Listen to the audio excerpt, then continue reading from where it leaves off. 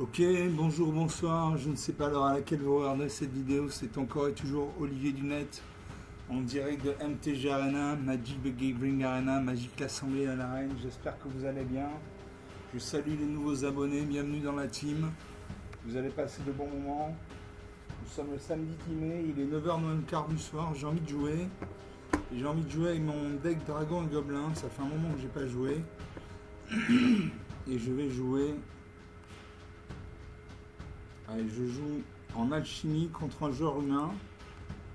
Donc ça va être plus difficile que l'intelligence artificielle de Magic. J'espère avoir une bonne main, j'espère commencer.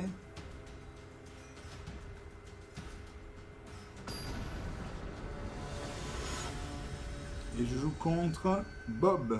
Salut Bob. C'est Line Wave le puissant. Vous commencez. Alors j'ai un marais, donc un mana noir. J'ai deux montagnes, donc deux mana rouges. J'ai attendre de la tombe pour un mana noir. Choisissez l'un. Braquer la bibliothèque d'un adversaire. Braquage, regardez trois cartes non-terrain aléatoires de la bibliothèque d'un adversaire ciblé. Exiler une d'elles face cachée. Vous pouvez lancer cette carte tant qu'elle reste exilée. Et vous pouvez dépenser du mana comme s'il s'agissait de mana de n'importe quel type pour lancer le sort. Sinon, exiler jusqu'à 3 cartes ciblées des cimetières de vos adversaires, vous gagnez 3 points de vie. C'est une carte intéressante. Ensuite, pour 3 mana dans le rouge, j'ai l'annihilation ardente. L'annihilation ardente inflige 5 blessures à une créature ciblée. Exiler jusqu'à un équipement ciblé attaché à cette créature. Si cette créature devait mourir ce sourcil, exilez-la à la place. L'exiler, c'est la mettre dans le néant. Parce que quand une créature meurt, normalement, elle va dans le cimetière. Il y a des couleurs comme le noir qui permettent de récupérer des créatures depuis le cimetière. Quand on dit exilé, c'est que vraiment la carte est détruite, détruite de chez Détruite. Pour 4 mana dans le rouge, j'ai l'Fantôme Infernal, une créature 2-3, donc il fait 2 points de dégâts, ici 3 points de dégâts pour être détruite, et elle a l'angoisse. L'angoisse, c'est à chaque fois qu'un enchantement que vous contrôlez arrive, et à chaque fois que vous dévorez complètement une pièce, cette créature gagne plus 2, plus 0 jusqu'à la fin du tour.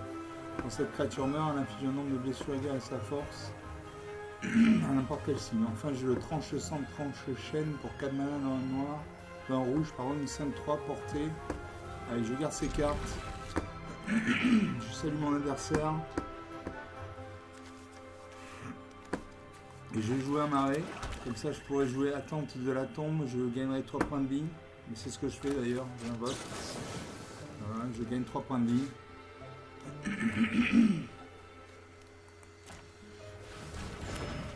23 à 20. À mon adversaire de jouer, il aura sa main. Quand il y a un liseré blanc comme ça veut dire qu'il aura sa main. Il pose une forêt, donc une mana verte. Donc il a un point de mana vert. Moi, je pose une montagne. Excusez-moi. Je peux invoquer le voleur de nid, une créature de 1, donc il fait 2 points de dégâts, qui nécessite un point de dégâts pour la détruite, et elle a la célérité. La célérité, ça veut dire qu'elle peut attaquer au tour où elle arrive sur le champ de bataille. Normalement, quand une créature arrive sur le champ de bataille, elle a ce qu'on appelle le mal d'invocation, c'est-à-dire qu'elle peut défendre, mais elle ne peut pas attaquer à ce tour. Elle doit attendre le tour d'après pour attaquer. Une créature à la célérité peut attaquer dès son arrivée sur le champ de bataille. Donc j'invoque mon voleur de nid et je le fais attaquer de suite. 18 à 23. Mon adversaire regarde sa main. Il pose une deuxième forêt, il a 2 mana noirs, 2 mana vertes, pardon, il invoque l'elfe de la noire 1-1. Il invoque 2 elfes de la noire 1-1. À moi je pose une montagne. Je peux jouer l'annihilation ardente.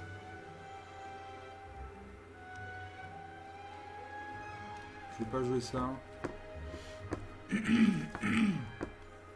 L'annihilation ardente inflige 5 blessures à une créature ciblée. Et je vais la garder pour des créatures plus puissantes. J'attaque. Mon adversaire va bloquer sûrement. Il va laisser passer. Non, il laisse passer. 16 à 23. 7 points d'écart. C'est rien 7 points d'écart dans Magic. Il peut y avoir toujours un retournement de situation. Mon adversaire regarde sa main. Et il invoque le marchand de provisions. Une créature 3-3, donc il fait 3 points de dégâts. 3 points de dégâts pour être détruite. Quand cette créature arrive, crée un jeton de nourriture. Un jeton de nourriture, pour 2 mana, on le sacrifie, on gagne 3 points de vie. À chaque fois que cette créature attaque, vous pouvez sacrifier une nourriture. Si vous faites ainsi, les créatures attaquantes gagnent +1/+1 et acquièrent le pétillement jusqu'à la fin du tour. Allez.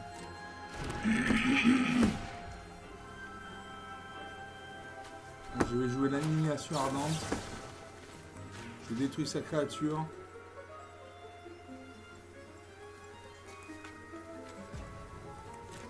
Voilà. Ça ne fait pas de jeton nourriture. Ah, si, elle crée quand même un jeton nourriture. Bon.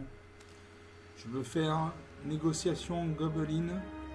Une négociation gobelin inflige X blessure à une créature ciblée. Créer un nombre de jetons de créatures en rouge gobelin égal au surplus de blessures infligées à cette créature de cette manière. Bon. Je vais attendre. J'attaque. En face, ces créatures sont bloquées, sont engagées, donc il ne peut pas bloquer. 14 à 23. À mon adversaire regarde sa main. Bob regarde sa main.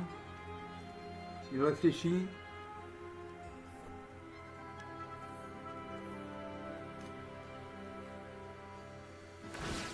Il sacrifie son jeton de nourriture. Il gagne 3 points de vie, 17 à 23, plus que 6 points d'écart. Il attaque avec ses 2, 21 à 17.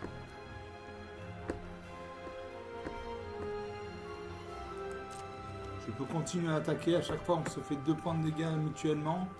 Il a 4 points de vie de moins que moi. Donc, si on fait la course au point de vie, c'est moi qui gagne. Voilà, 15 à 21.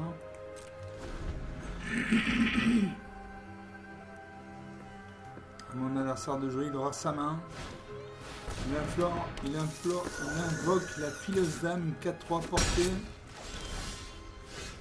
Une 4-3 portée, donc il y a le...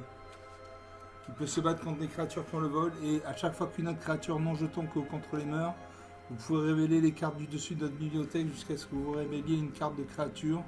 Laissez cette carte dans votre main, il reste au-dessous de votre bibliothèque dans un ordre aléatoire. Et je pioche une montagne. Et je peux jouer beaucoup de choses.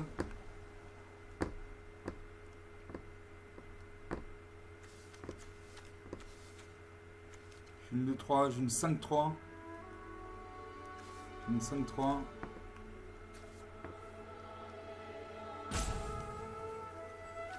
Allez, je joue ma... Non, je peux pas jouer ma 5-5. Je joue ma 5-3, portée. Je n'attaque pas parce qu'en face il a une 4-3. Je mets en position défensive, l'adversaire regarde sa main. Il invoque la récolte prospère, un enchantement, un artefact nourriture. Quand cet artefact arrive et quand vous le sacrifiez, vous pouvez chercher dans votre bibliothèque une carte de terrain de base, la mettre sur le champ de bataille engagé puis mélanger. Sacrifiez cet artefact, vous gagnez 3 points de vie.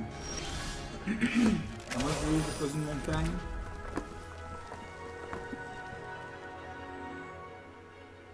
Je vais jouer la négociation Goblin.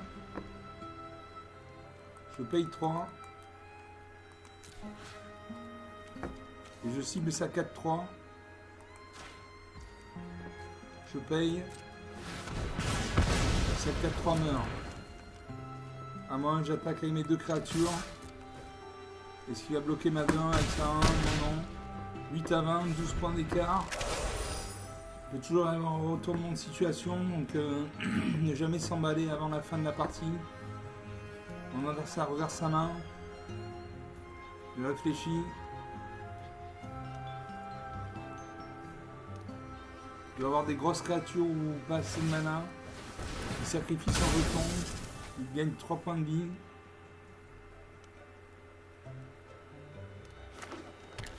Il pioche un terrain, une forêt, donc il a 4 points de mana. Il invoque l'hydronymie, c'est une créature très très dangereuse. Parce qu'au départ, c'est une 1-1 et touche terre. À chaque fois qu'un terrain que vous contrôlez arrive, doublez le nombre de marqueurs plus en plus de cette créature. Donc cette créature va passer de 1 à 2-2, puis de 2-2 à 2-4, puis à 4-4, de 4-4 à 8-8, etc., etc. Donc je vais faire ça.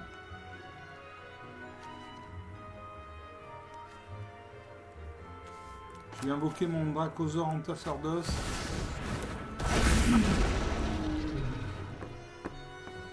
Et j'attaque.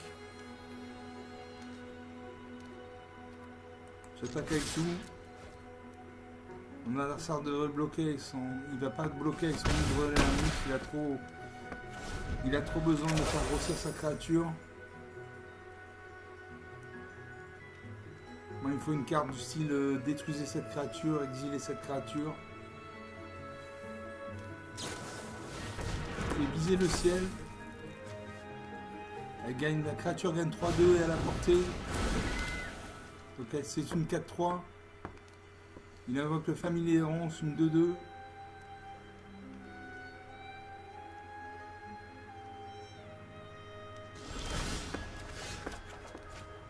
Moi je pioche 2 cartes. Bon, je gagne les cartes. Je pose une montagne.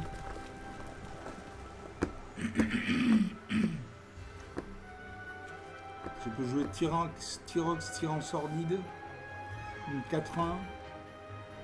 L'ogre factieux, une 3-3. Le fantôme infernal, une 2-3.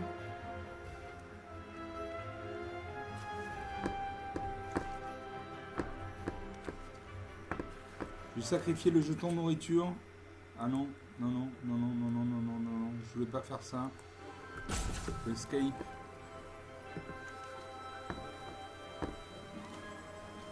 Je joue mon ogre factieux, une 3-3. À chaque fois qu'une autre créature que vous contrôlez arrive, cette créature gagne +2/+0, acquiert la célérité jusqu'à la fin du tour. Je peux jouer le fantôme infernal, une 2-3.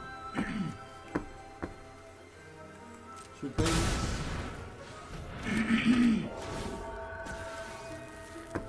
J'attaque avec toutes mes créatures actives. Il doit bloquer, il faut qu'il bloque. Sinon il meurt. Il meurt, voilà, moins 1 à 20. 21 points d'écart, 12 minutes de jeu.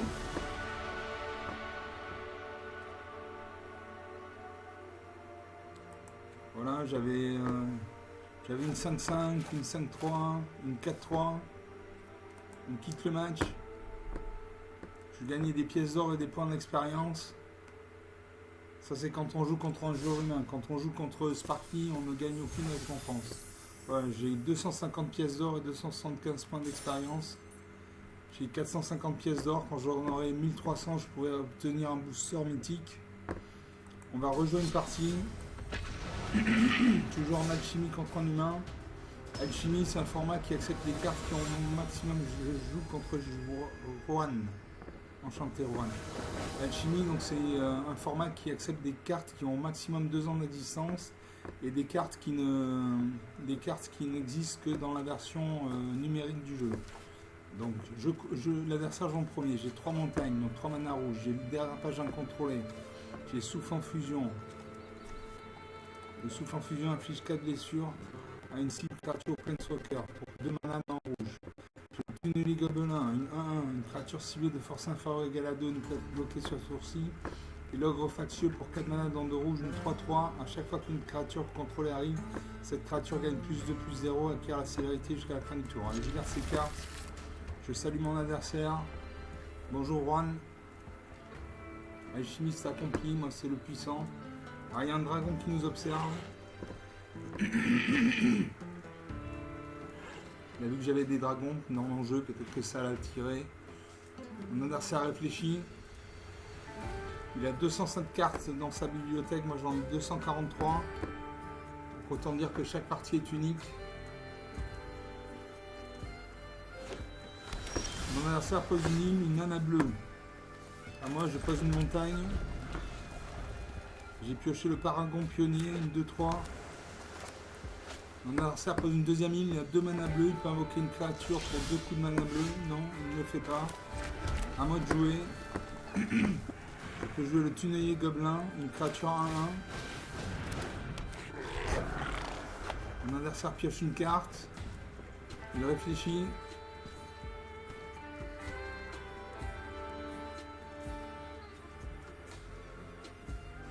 Il y a un temps limité, quand on joue contre un joueur humain, il y a un temps limité. Si au bout d'un moment on ne joue pas, il joue. Il y a un sanglier qui se met en route. Il a posé une île et il invoque Kiora, la marée montante. Piochez 2 cartes, puis défaussez-vous de 2 cartes. À chaque fois que Kiora attaque, s'il y a au moins 7 cartes dans votre cimetière, vous pouvez créer Action des profondeurs, un jeton de créature légendaire 8 bleu pieuvre. Donc il doit se défausser de 2 cartes. Il réfléchit.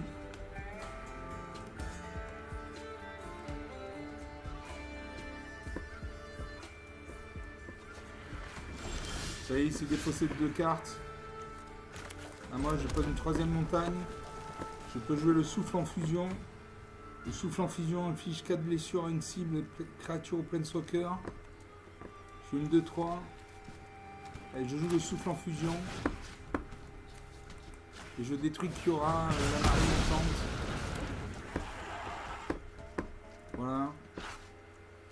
Suivant, j'attaque. Il n'a pas de créature en face. 19 à 20. Je pose une 4e île. Il doit avoir un deck monocouleur bleu. Il a 4 points de mana. Il peut invoquer une créature pour 4 points de mana. Il invoque premier duel de Gadwick. Il fait un jeton de créature maudit. Il pioche 2 cartes. Il fait un jeton de rôle maudit attaché à une créature ciblée. À moins de jouer, je pose une montagne. Donc il a enchanté ma créature.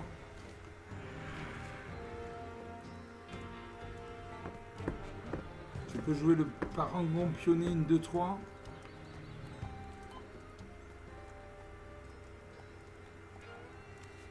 Ou l'ogre factieux, une 3-3. À chaque fois qu'une autre créature qu'on contrôle arrive, cette créature gagne plus de plus 0 et acquiert la célérité jusqu'à la fin du tour. Allez, je joue ça.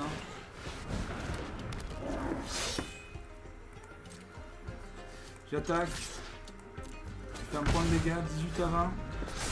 La partie ne fait que commencer. Il regarde les 2 cartes au-dessus de la bibliothèque. Il les laisse au-dessus. Il pose un marais bicolore bleu-noir. Donc il a un deck bicolore bleu-noir. Il invoque le régent du fleuve marrant. Piochez 3 cartes puis défaussez les 2 cartes. À moins de jouer. Je peux jouer le parangon pionnier, une 2-3.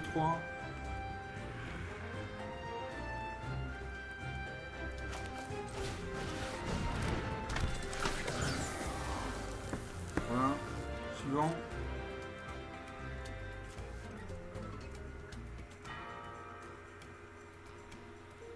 J'attaque avec tout.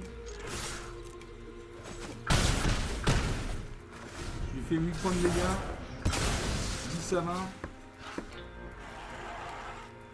Il regarde sa main. Elle regarde sa main, c'est une femme. Elle invoque la vanité de l'embouteuse. Détruire une créature ciblée que nos adversaires contrôlent avec une valeur de mana inférieure ou égale à 2. Ensuite, c'est créer un jeton de nourriture. Et ensuite, créer un jeton de rôle maléfique attaché à une créature ciblée que vous contrôlez. À moi, je pioche un arrêt.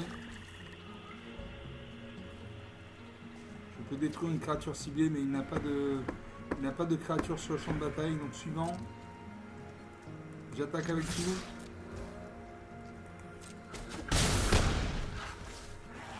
« 5 à 20. 15 points d'écart, il crée un jeton de nourriture.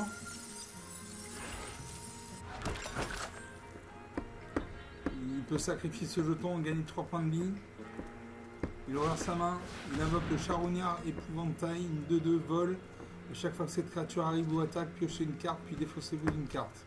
Cette créature gagne +1/+1 et le contact mortel tant qu'il y a au moins 7 cartes dans votre cimetière. C'est une carte dangereuse. Moi je vais faire le proie du dragon. Je vais utiliser une créature ciblée. Voilà.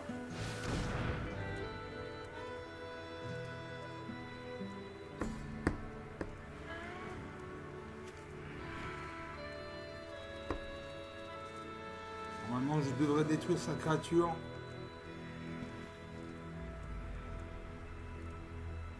Je ne sais pas ce qui se passe.